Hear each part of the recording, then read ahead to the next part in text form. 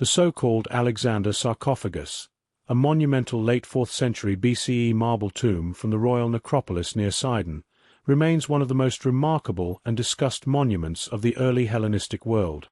Its richly carved reliefs of cavalry combat and lavish hunting scenes blend Macedonian and Near Eastern motifs to produce a sophisticated program of princely imagery. The sarcophagus was uncovered in the royal necropolis at Aya, ancient Sidon, modern Lebanon, in 1887 and was transported to Constantinople, today's Istanbul, shortly afterwards. It is now displayed in the Istanbul Archaeological Museum. Scholars generally date the piece to the late 4th century BCE, commonly from circa 330 to about 300 BCE, making it roughly contemporary with the generation that followed Alexander the Great. This chronological placement is important because the reliefs respond directly to the political and social milieu of the early successor age. Carved from high-quality marble, the sarcophagus measures roughly 2 meters high by over 3 meters long. Its sides and ends are entirely covered with deep, high-relief sculpture. The relief carving shows remarkable refinement. Figures are modeled with strong plasticity. Overlaps create densely packed action, and selective undercutting strengthens shadows and a sense of movement. Traces of ancient polychromy survive in places, confirming that, like many Hellenistic monuments, the reliefs were originally painted. Here is a reconstruction of how the piece may once have been painted. The sarcophagus program divides into several narrative bands. One long side is adorned by a cavalry battle in which a mounted warrior identified by many scholars as Alexander the Great appears at the center.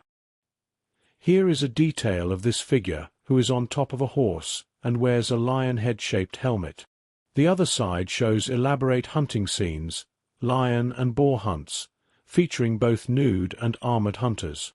The narrow ends and the lid's pedimental treatments add episodic and mythic vignettes that complement the main narratives. The two main motifs, battle and hunt, work together iconographically. In the Hellenistic world, hunting signaled elite leisure, courage, and mastery over dangerous nature. Battle scenes display prowess, leadership, and success in war. Placed on a tomb, such images advertise the deceased's aristocratic virtues and public achievements, while also constructing a visual identity that linked the tomb owner to the heroic past, most visibly to Alexander. The juxtaposition of Macedonian and Persian figures underscores the political reality of the late 4th century, local dynasts who navigated between Macedonian hegemony and local traditions. Although popularly known as the Alexander Sarcophagus, because Alexander himself appears among the reliefs, modern scholars identify the work as a Sidonian or Phoenician royal tomb. Many specialists argue that the sarcophagus was commissioned for Abdolonomus, the man made king of Sidon by Alexander. The presence of Alexander in intimate, non-triumphal company with local figures suggests the reliefs express local claims to prestige through association with Alexander, rather than functioning as an Alexandrian funerary monument. Stylistically, the sarcophagus belongs to the late classical, early Hellenistic sculptural repertoire, but it displays a hybrid visual language.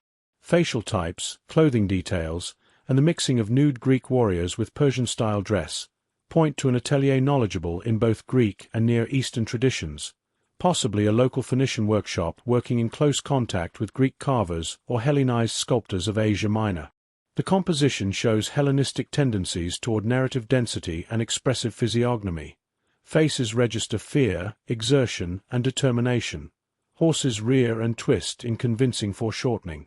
Several interpretive questions persist. For example, are the battle scenes meant to illustrate specific historical engagements, Issus, Gaugamela, or later successor battles, or are they idealized images of princely warfare? Some scholars see allusions to named events.